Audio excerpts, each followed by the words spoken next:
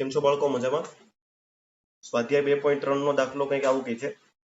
બે વિદ્યુત ભારો 2 માઇક્રોકુલમ અને -2 માઇક્રોકુલમ એકબીજાથી 6 સેન્ટીમીટર દૂર રહેલા છે. કેમ છો બાળકો? મજામાં? આજના લેક્ચરમાં આપણે જોઈએ સ્વાધ્યાય 2.3 નો દાખલો. 2.3 નો દાખલો કંઈક આવું કહે છે. બે વિદ્યુત ભારો 2 માઇક્રોકુલમ અને -2 માઇક્રોકુલમ એકબીજાથી 6 સેન્ટીમીટર દૂર આવેલા છે. જે બિંદુએ આવેલા છે તે બિંદુનું નામ છે A અને B. બરોબર? એ બી બિંદુ ઉપર આવેલા છે. દાખલા તરીકે તમને એક એ બિંદુ આપી દીધું અને બીજું તમને એક બી બિંદુ આપી દીધું.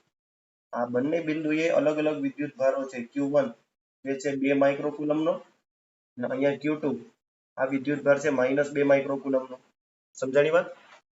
આ બંને એકબીજાથી 6 સેન્ટીમીટર દૂર આવેલા છે. અહીંથી જે આ ડિસ્ટન્સ છે આ 6 સેન્ટીમીટરનું છે એકબીજાથી. બરોબર?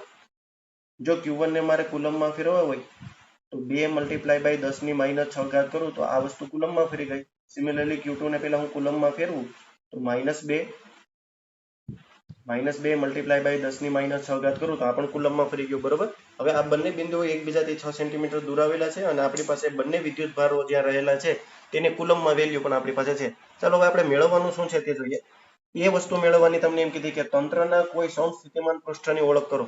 જો સમસ્થિતિમાન પૃષ્ઠ કોને કહેવાય? યાદ કરો.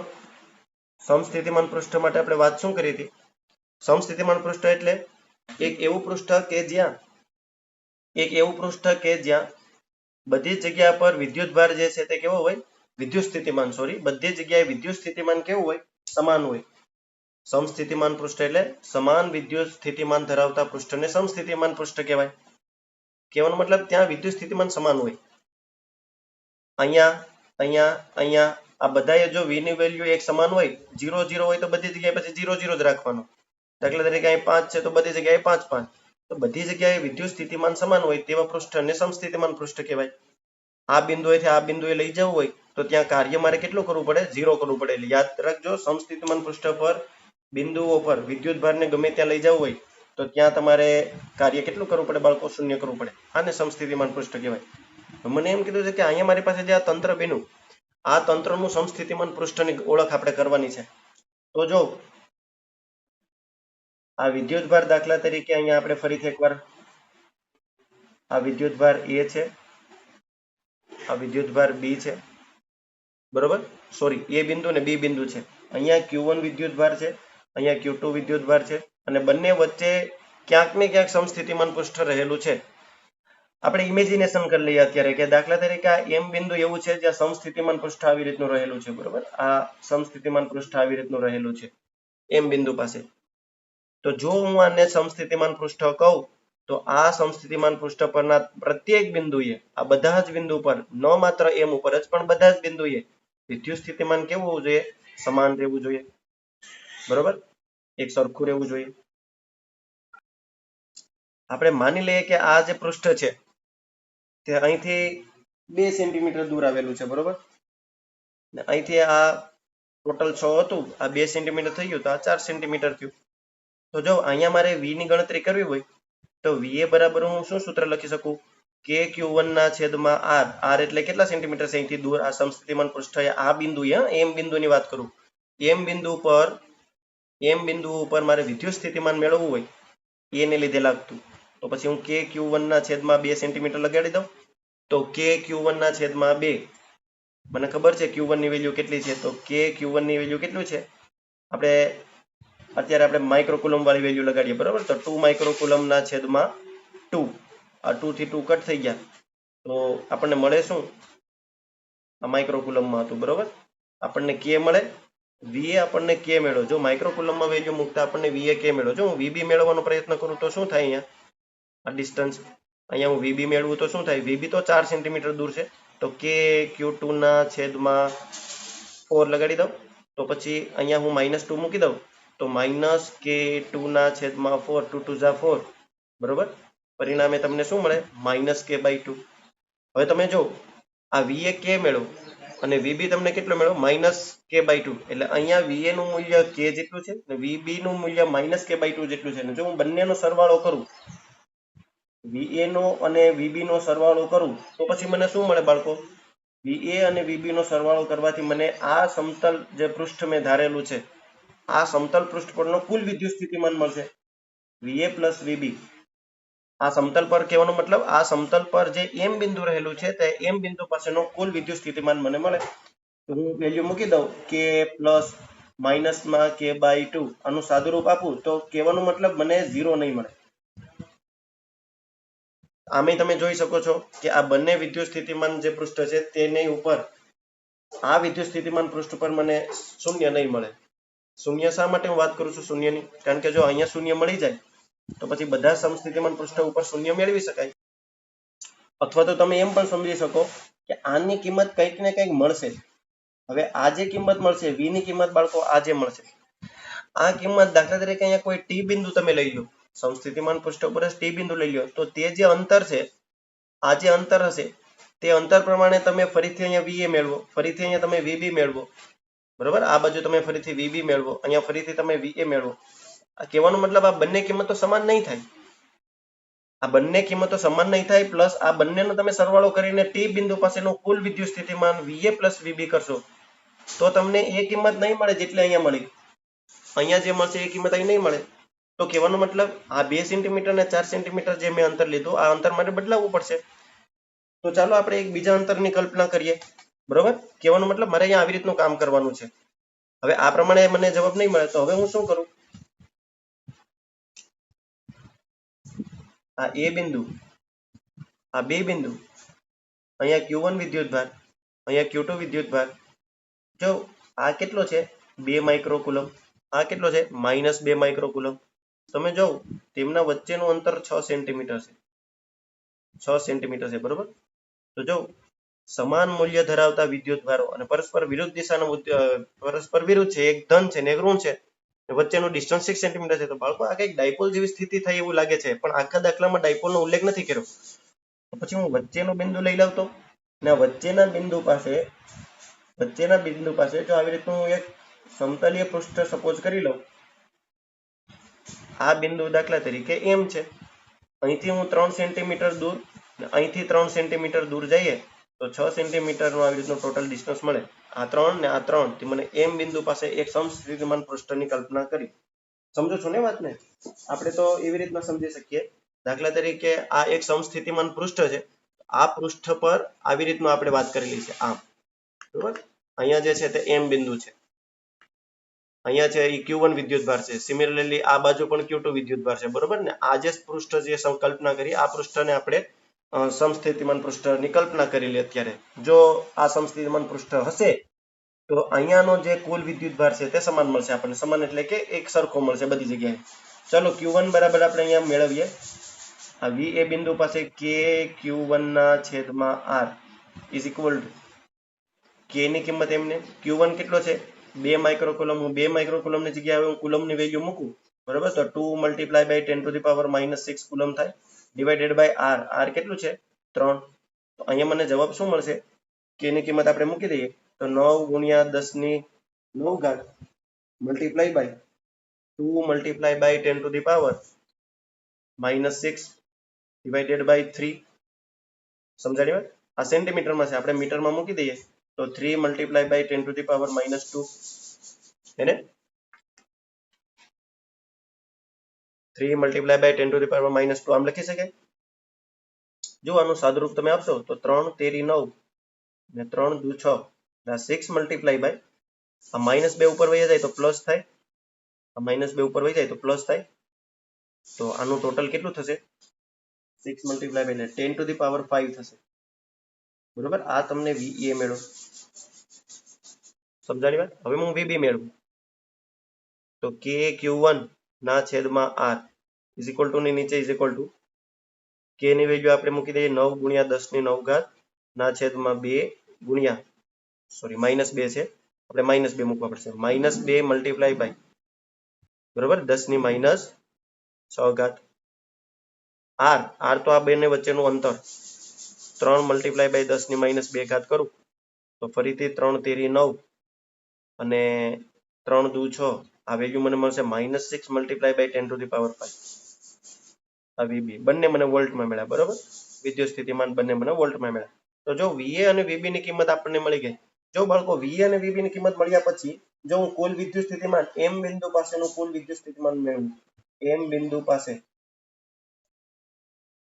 કુલ V, બરોબર, કુલ V લખી નાખું એટલે તમે સમજી જજો. કુલ વિદ્યુત સ્થિતિમાન V કેટલું થાય? VA પ્લસ VB થાય. VA plus VB. આ વેલ્યુને મૂકતા તમને જવાબ કેવો મળશે? 6 ગુણ્યા 10⁵ પ્લસ માઇનસ 6 ગુણ્યા 10⁵. આનો જવાબ કેટલો મળશે? પરિણામે 0 મળશે. આ વિદ્યુત સ્થિતિમાન એ વિદ્યુત સ્થિતિમાન છે જ્યાં કુલ વિદ્યુત સ્થિતિમાન 0 બને છે. હવે તમે જો આવું કેમ થયું? અહીંયા 0 બને છે, એવી જ રીતના તમે અહીંથી જશો, તો આ જે અંતર છે આ અંતર થશે એ સમાન જ અંતર થવાનું. તમે અહીંથી આ બિંદુ લેશો, તમે આ બિંદુ લેશો તો આ બંને અંતર પણ એક સરખું થવાનું છે. આ બંને અંતર ને આ બંને અંતર પણ સરખું થવાનું છે. કહેવાનો મતલબ આ જે સમતલી પૃષ્ઠ આપણે ધારેલું છે એ સમસ્થિતિમાન પૃષ્ઠ પરના પ્રત્યેક બિંદુએ વિદ્યુત સ્થિતિમાન 0 જ રહેશે. તો એ સમસ્થિતિમાન પૃષ્ઠ ઉપર આ જે પૃષ્ઠ આપણે કલ્પના કરી જ્યાં આપણને વિદ્યુત સ્થિતિમાન બધે સમાન મળશે, તેથી આને આપણે સમસ્થિતિમાન પૃષ્ઠ કહીશું. તો હવે આપણે લખવું હોય તો કેમ લખી શકીએ? વિડીયો પોઝ કરીને પહેલા આટલું નોટ કરી લો, પછી આપણે આગળ જઈએ. બરોબર, તમે આવી રીતનું લખી શકો કે બે વિદ્યુત ભારોને જોડતી રેખાના મધ્ય બિંદુએ, આપણે 3 સેન્ટીમીટર આમ ને 3 સેન્ટીમીટર આમ ગયા હતા, યાદ છે? તો મધ્ય બિંદુએ અંતરને દોરેલા લંબ દિશામાંનું એક સમતલ પૃષ્ઠ કે જેની ઉપરના દરેક બિંદુએ વિદ્યુત સ્થિતિમાન 0 રહેશે, તેથી ત્યાં સમસ્થિતિમાન પૃષ્ઠ રહેલ છે. તો પહેલાનો આપણે જવાબ મળી ગયો. સમસ્થિતિમાન પૃષ્ઠની ગણતરી આપણે આવી રીતની કરવાની છે. તમને તો આટલી બધું મેં તો ખાલી સમજાવ્યું કે ત્યાં સમસ્થિતિમાન પૃષ્ઠ કઈ રીતે આવે છે. બાકી તમે ડાયરેક્ટ કરવાનું છે. તમારે અહીંથી 3 સેન્ટીમીટર એટલે હાફ અંતરે વહી જવાનું, કે ડાયપોલ જેવી સ્થિતિ થાય છે. પણ આખી થિયરીમાં ક્યાંય ડાયપોલનું નામ લેવાનું નથી. ઓકે, ચાલો હવે આપણે બી માટેની વાત કરીએ. આશા રાખું છું તમે વિડીયો પોઝ કરીને લખી નાખેલો હશે. બરોબર, બી માટેની વાત કરીએ. જો બી માં શું કીધું? આ સપાટી પર દરેક બિંદુએ વિદ્યુત ક્ષેત્રની દિશા કઈ હશે? જો બહુ મજેદાર પ્રશ્ન છે.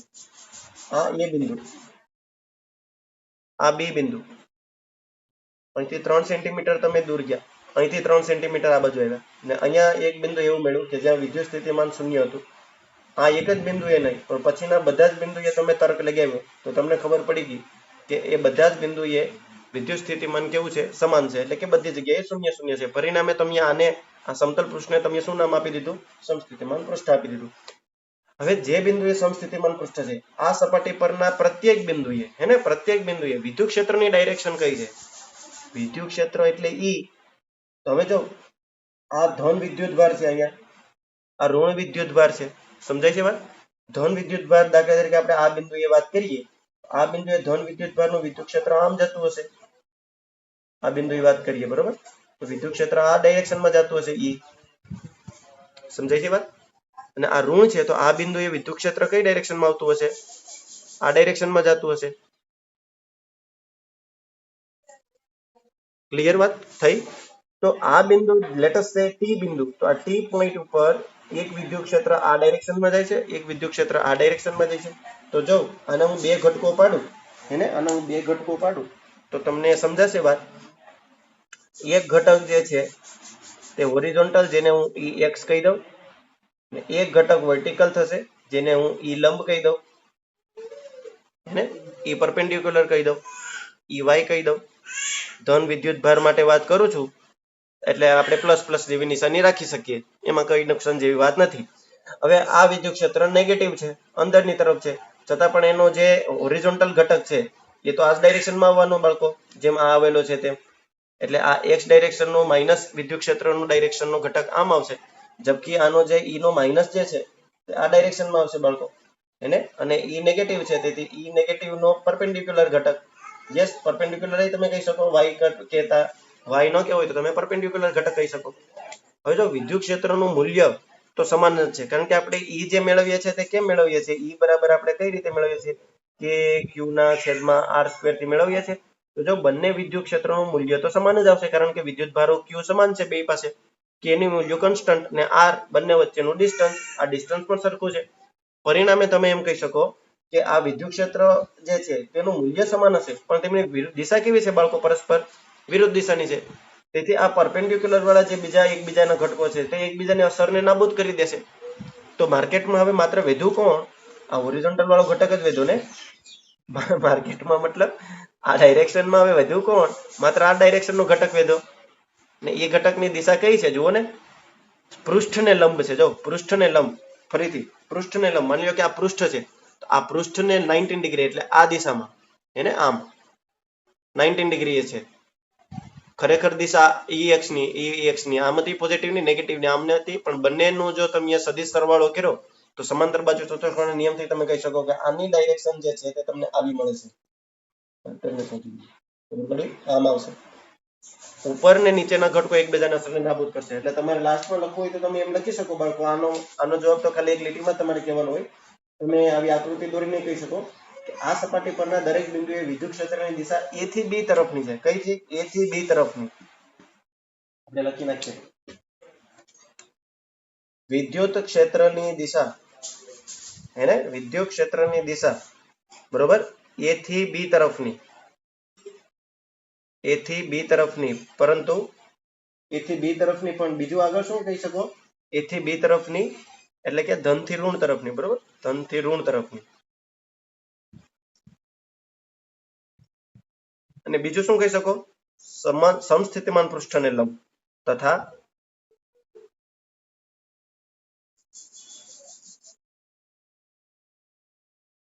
સમસ્થિતિમાન પૃષ્ઠને લંબ રૂપે રહેલી છે. શું સમજાણું કે નહીં? બોલો.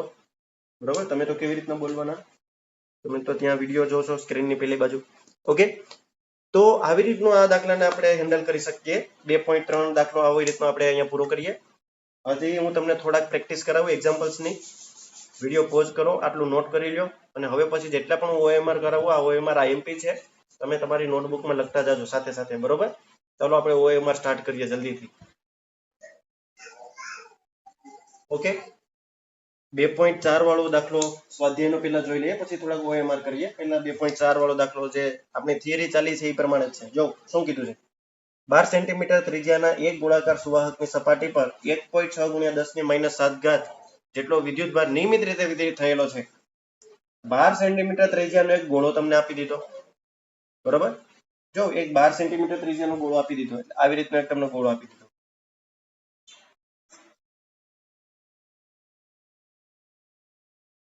આની જે ત્રિજ્યા છે, આ ત્રિજ્યા R છે.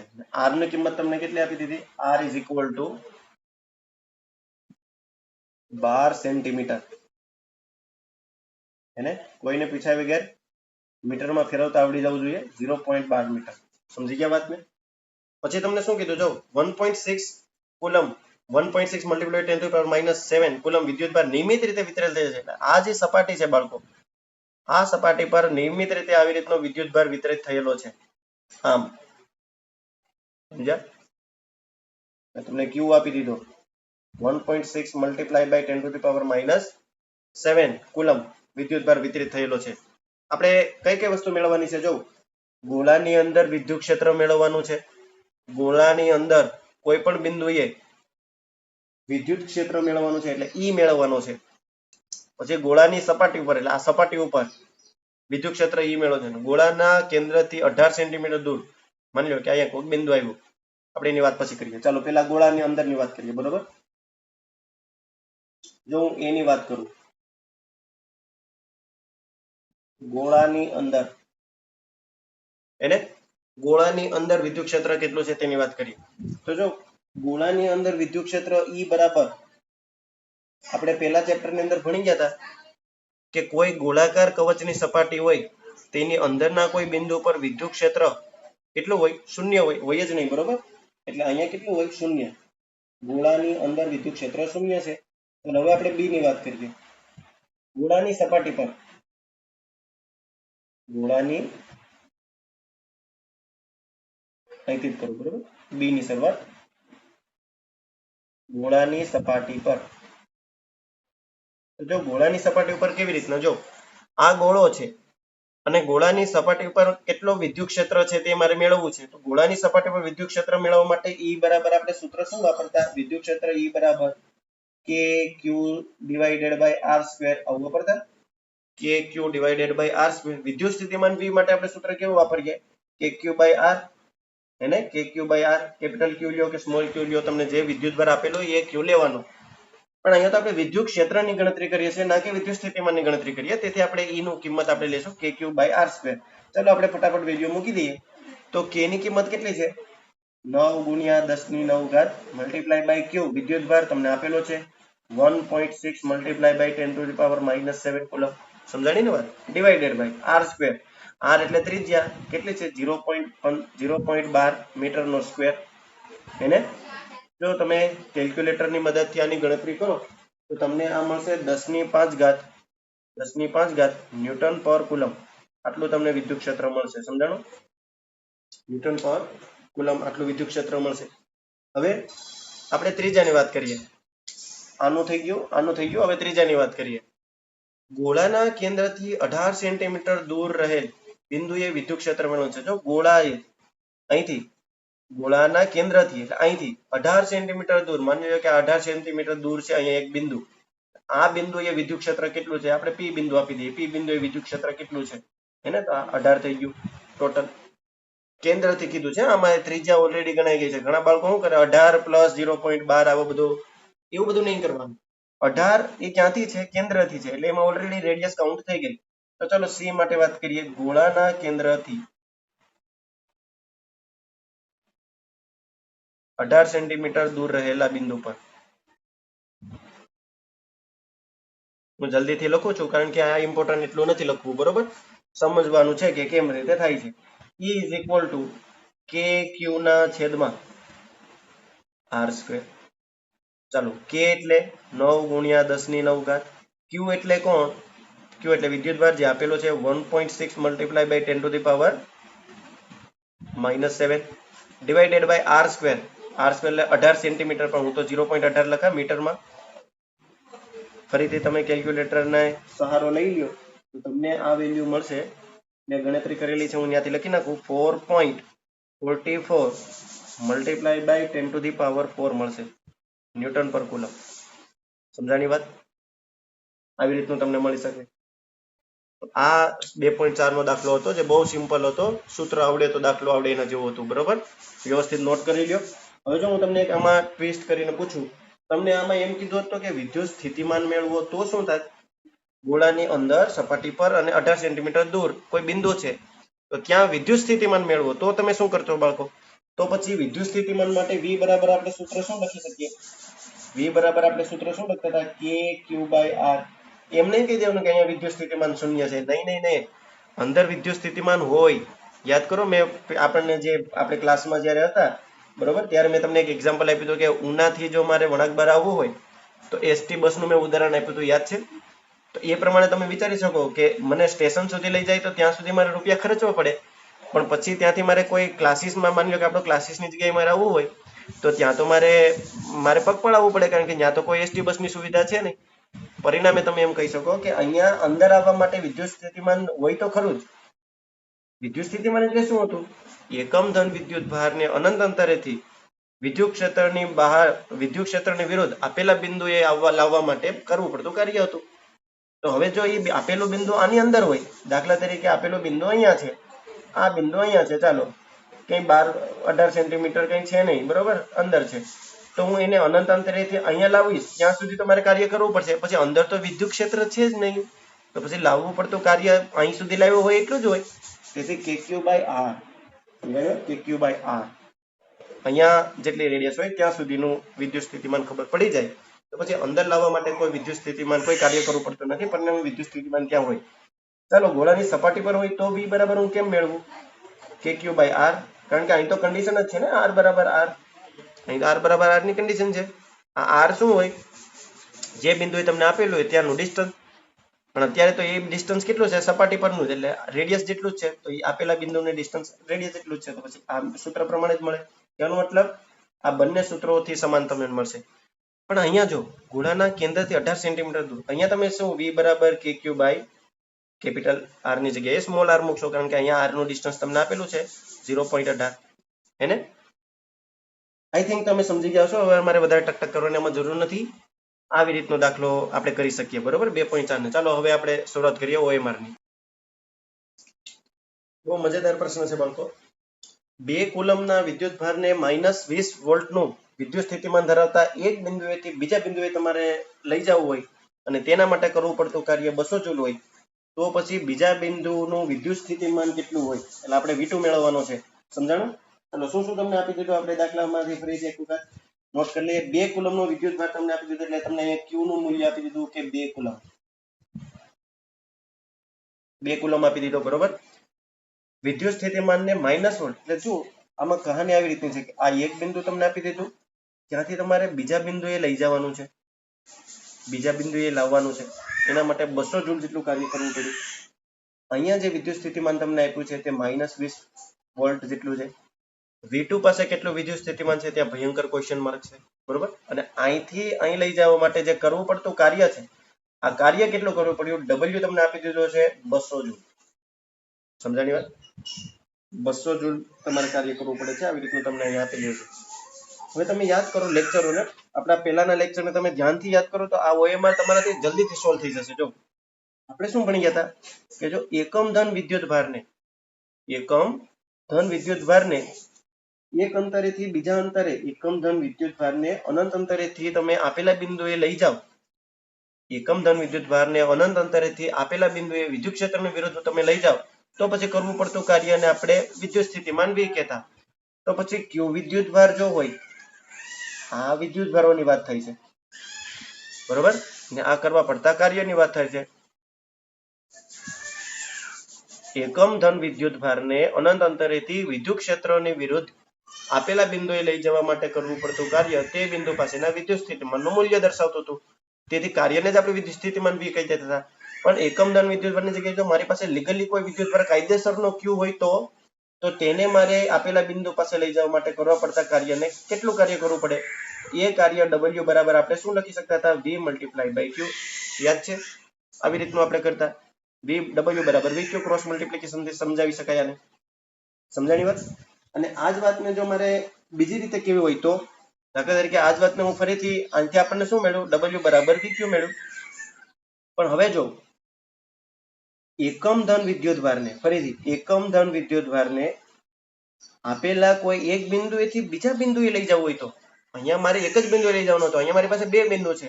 એકમ ધન વિદ્યુતભારને કોઈ એક બિંદુએથી બીજા બિંદુએ લઈ જવા માટે કરવા પડતા કાર્યને તે બે બિંદુ વચ્ચેનો વિદ્યુત સ્થિતિમાનનો તફાવત કહેતા. યાદ છે? ડેલ્ટા V કહેતા.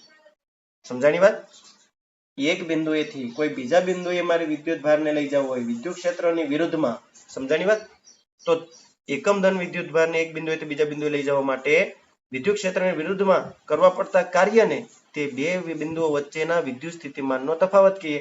તો પછી Q વિદ્યુતભાર જેટલો હોય તો તેને એક બિંદુએથી બીજા બિંદુએ લઈ જવા માટે કરવા પડતા કાર્ય કેટલું હોય? Question mark. તો પછી હું અહીં લખી શકું કે આ W બરાબર મને શું મળે? બાળકો? ડેલ્ટા V × Q મળે. અહીંયા મારે ડેલ્ટા V નું કામ છે કારણ કે મને વિદ્યુત સ્થિતિમાન એક બિંદુએથી બીજા બિંદુએ લઈ જવાનું છે. મારે એકમ ધન વિદ્યુતભારને અનંત અંતરેથી નથી લાવવાનું. એટલે અત્યારે મારી પાસે કન્ડિશન આ વિચારવા યોગ્ય છે, આ વિચારવા યોગ્ય નથી. સમજાણી વાત? તો ચાલો આપણે આની જ વાત કરીએ. તો પછી હું અહીં લખી શકું કે W બરાબર ડેલ્ટા V. W બરાબર ડેલ્ટા V × Q. આમ લખી શકાય? સમજાણી વાત? બરાબર નહીં તો બરાબર. ચલો ડેલ્ટા V એટલે શું થાય? V2 - V1 into Q is equal to W તમને આપેલું છે. તો W કેટલું આપેલું છે? 200 જૂલ આપેલું છે. તો અહીંયા 200 લખી નાખું. 200 equal to V2 - V1. V2 પાસે ભયંકર ક્વેશ્ચન માર્ક, તો V2 એમનો એમ, માઇનસ તો માઇનસ, V1 ની કિંમત -20. આ બધું બ્રેકેટ ની અંદર મલ્ટીપ્લાય બાય Q. Q કેટલો છે? Q તો 2 કુલમ છે. આપણે અહીંયા 2 મૂકી દઈએ. એને આ 2 શિફ્ટ થઈને આના છેદમાં જાય તો 200/2 બરાબર અહીંયા શું કીધું? V2 માઇનસ કેટલા થઈ ગયા? પ્લસ. પરિણામે આનું હું અહીંયા સિમ્પ્લિફિકેશન કરું કેમ કે અહીં જગ્યા પૂરી થતી ગઈ તો 200/2 એટલે કે 100 થાય.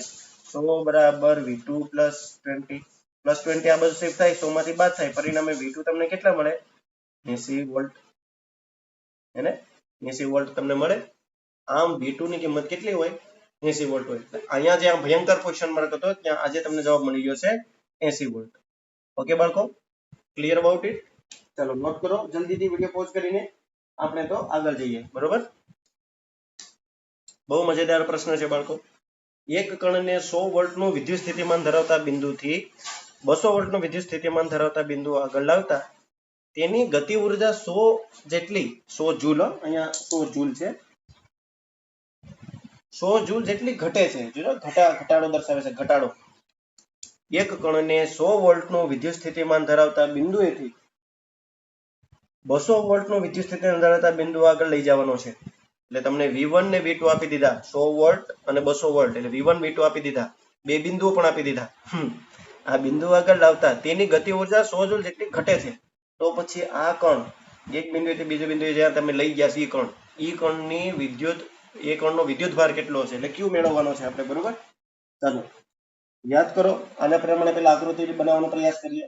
દાખલા તરીકે આ બિંદુ 1, એને તમે અહીંથી અહીં લઈ ગયા બિંદુ 2 પાસે. એનો મતલબ એમ થયો કે V1 જે 100 વોલ્ટનું વિદ્યુત સ્થિતિમાન ધરાવતું હતું બિંદુ, ત્યાંથી તમે V2 પોઈન્ટ પુગાડી દીધા જે 200 વોલ્ટ ધરાવે છે વિદ્યુત સ્થિતિમાન. અહીંથી તમે અહીં લઈ ગયા, તો ગતિ ઉર્જામાં જે ઘટાડો છે, બરોબર, ગતિ ઉર્જામાં જે ઘટાડો છે તે કેટલો છે? 100 જૂલ. 100 જૂલ જેટલો ઘટાડો ઘટે છે ને, ઘટે છે. ગતિ ઉર્જા 100 જૂલ જેટલી ઘટે છે. અહીંથી તમે આમ જાઓ તો 100 જૂલ જેટલી ગતિ ઉર્જા ઘટે છે.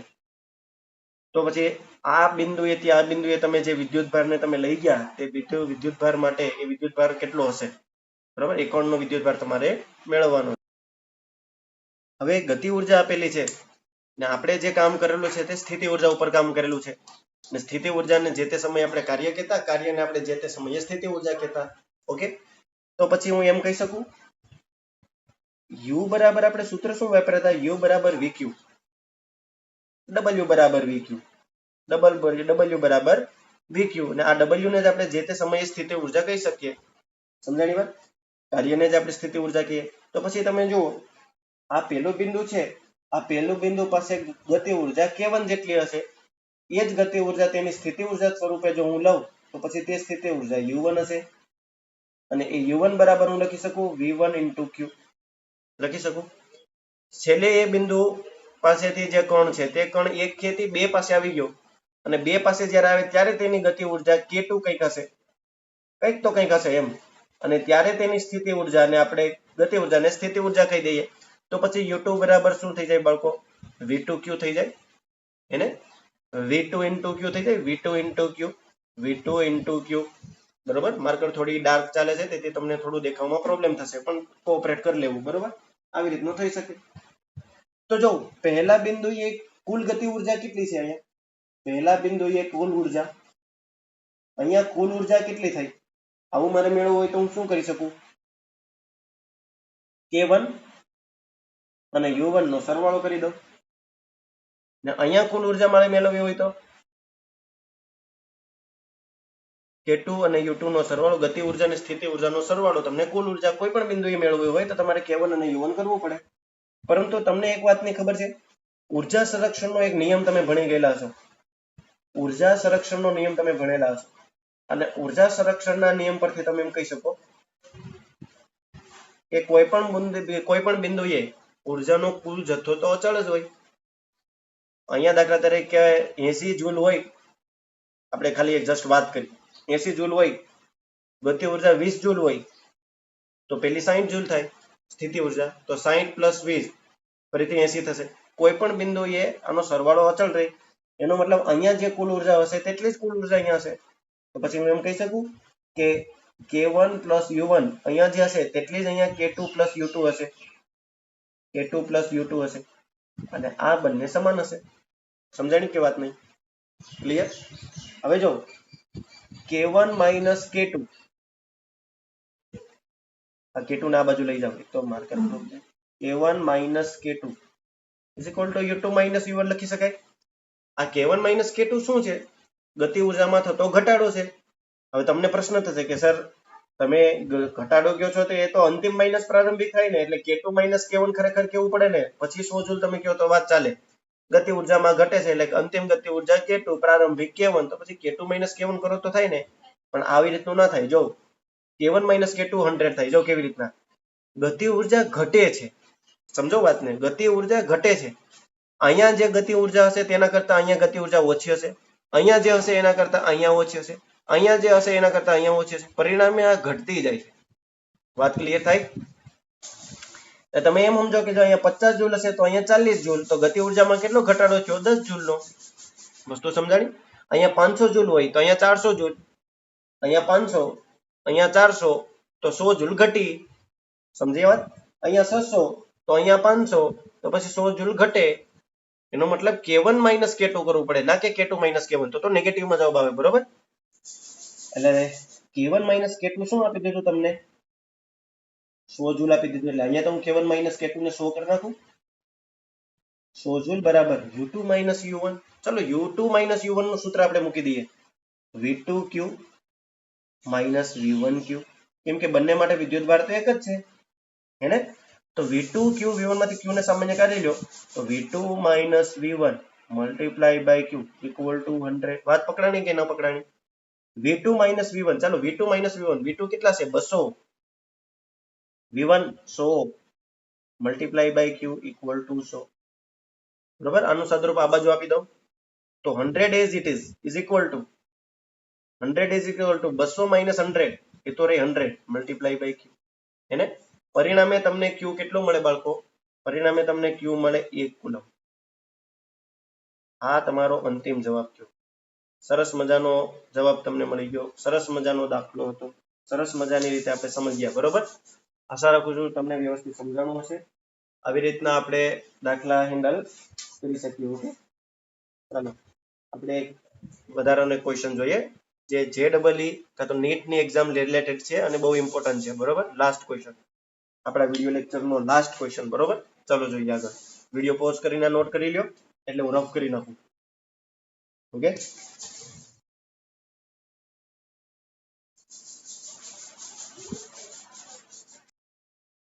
ઓકે, ચાલો ક્વેશ્ચન કંઈક આવો આપેલો છે.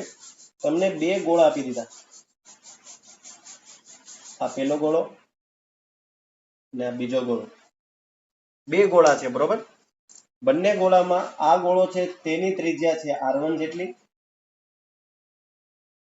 આની ત્રિજ્યા છે તે R2 જેટલી છે. સ્વાભાવિક છે R1 R2 આપવાનું કારણ એક જ હશે કે બંને ગોળા દેખાવમાં પણ અલગ અલગ છે, એટલે એક નાનો છે ને એક મોટો છે. કહેવાનો મતલબ બંને ગોળા અહીંયા સમાન નથી. પહેલી વાત નોટ કરજો, બંને ગોળા સમાન નથી. એકની ત્રિજ્યા R1 છે, એકની ત્રિજ્યા R2 છે. બીજી એક વાત, R1 ત્રિજ્યા જે ગોળો ધરાવે છે એ ગોળા ઉપર વિદ્યુતભાર અત્યારે Q છે. કેટલો વિદ્યુતભાર છે? Q છે.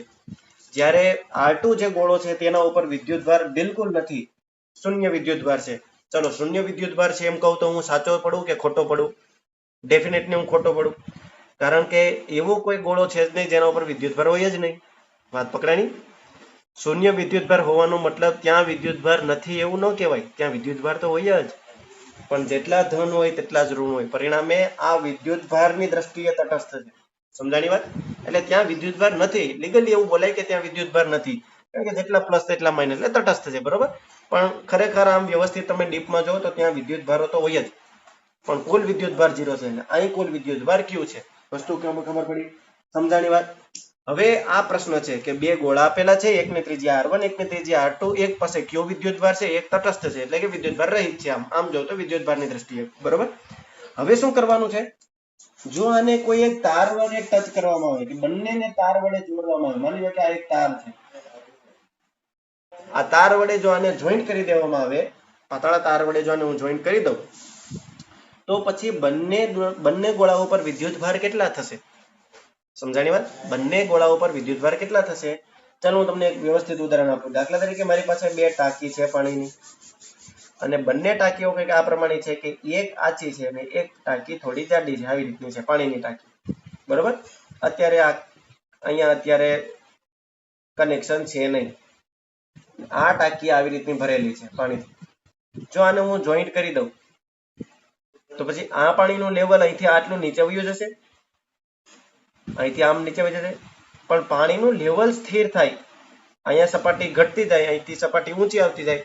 એક સમય એવો આવે બાળકો, આ વસ્તુને ધ્યાનથી જોજો, એક સમય એવો આવશે કે બંને ટાંકીઓમાં પાણીનું જે લેવલ છે તે પાણીનું લેવલ કેવું થઈ જશે? સમાન થઈ જશે. એટલે અહીંયા લેવલ સમાન થઈ જશે, નાખી litre.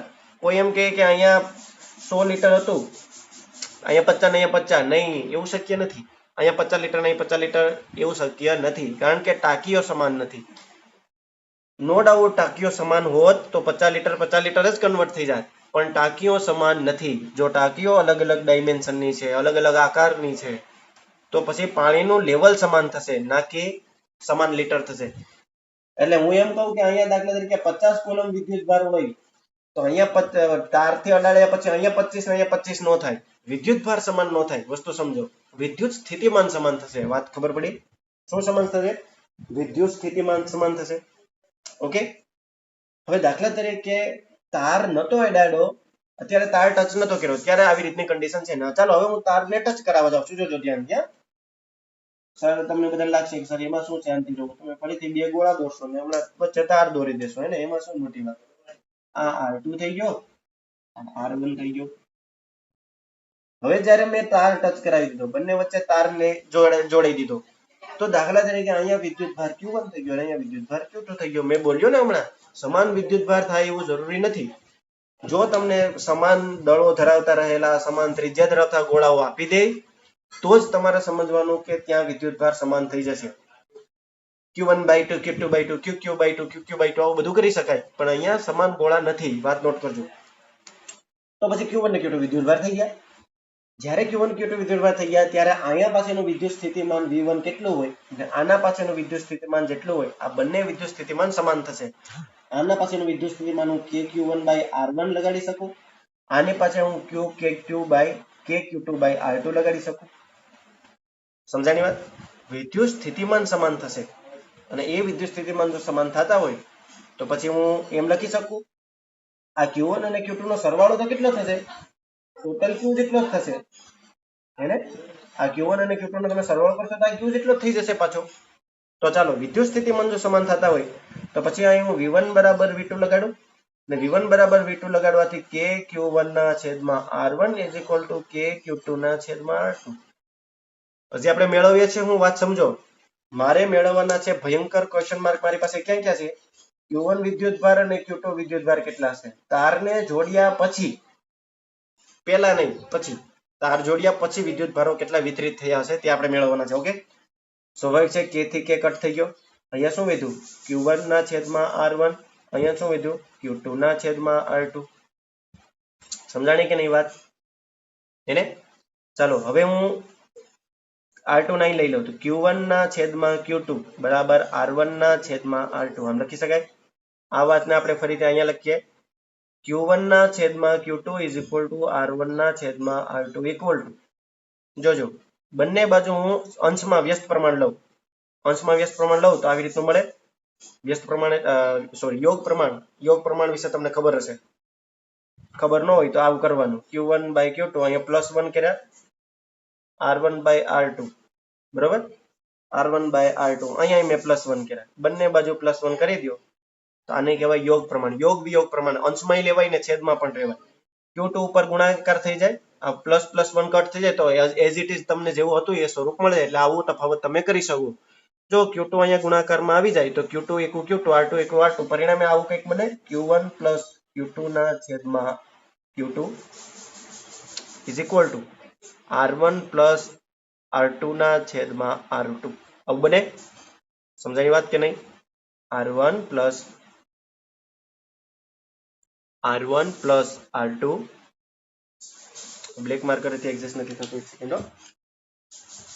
Q1 + Q2/Q2 is equal to R1 + R2/R2. Okay, હવે Q1 + Q2 એટલે શું થયું? કુલ વિદ્યુત ભાર Q થયો. એટલે Q/Q2 બરાબર R1 + R2/R2. બરોબર. એટલે હવે તમે આમ લખી શકો, અહીંયા આવી રીતનું તમે કરી શકો.